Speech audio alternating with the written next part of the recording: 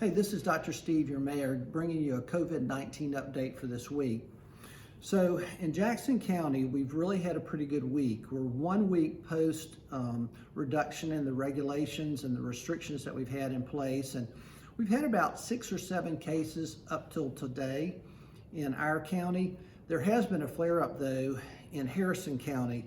It just emphasizes how careful we're going to have to be going forward. We need to open up, but it's got to be done safely.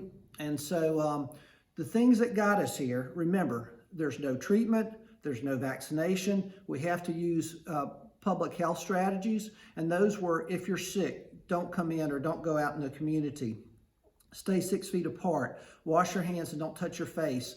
And then recognize this idea of not congregating in large groups. That's where we're seeing some of the problems. So greater than 10 people in indoor spaces and greater than 20 in outdoor spaces is what we're kind of discouraging people from getting crowds bigger than that.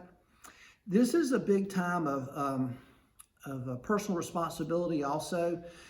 And so for those folks in the high risk category, if you're 65 or older, if you have cardiovascular disease, if you have diabetes or hypertension, you still need to be very careful. And what I would say to you from the medical side of it is that it's probably best to still reduce your exposure to the community. I'd still stay indoors as much as I could. Don't make unnecessary trips. If you do, wear your mask. If you do, go early to stores so you don't have as much association with other people.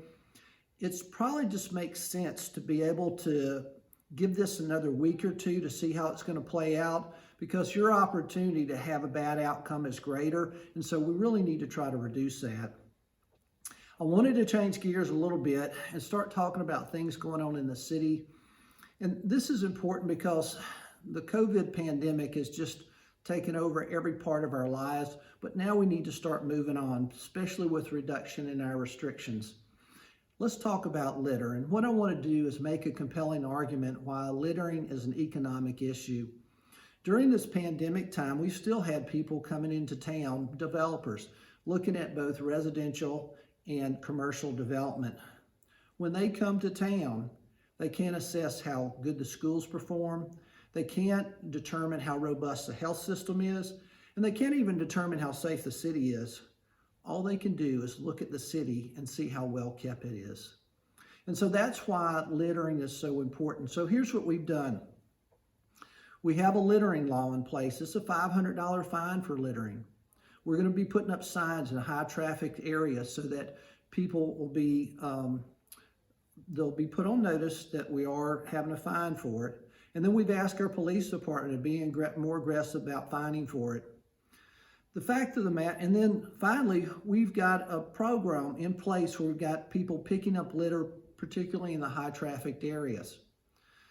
The fact of the matter is this, for most people, 90% of people in Pascagoula, they don't litter. But there are 10% that do, and so they need to be held accountable. So what can you do? And this is an important part. There's 3 things I'm going to ask you to do.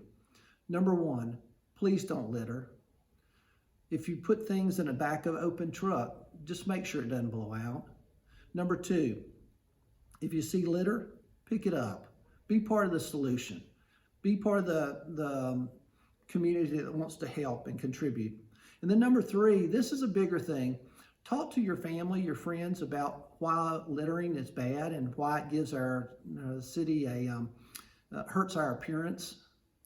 We've got one chance to make a first impression when somebody comes here, and we want it to be the best possible impression.